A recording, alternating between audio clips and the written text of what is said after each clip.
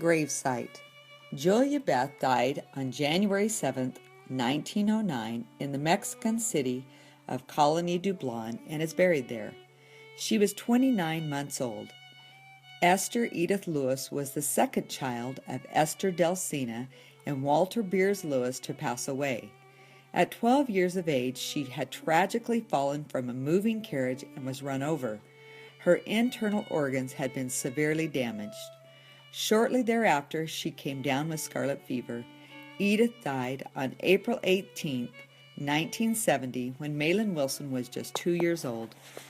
John Crispin was nearly 12 when he died on June 21, 1919.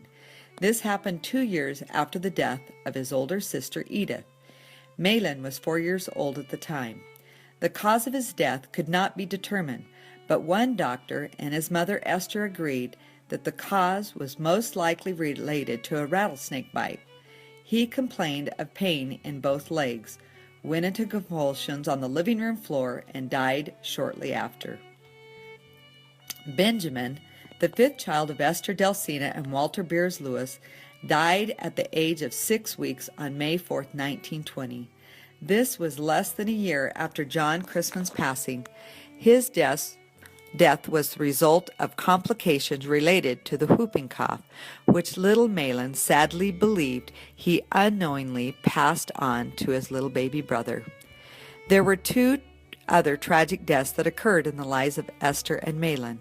His grandmother, Julia Wilson, was the first. In September of 1918, 9 months before John Crispin's death, she began to have severe abdominal pains while living in the Mesa area.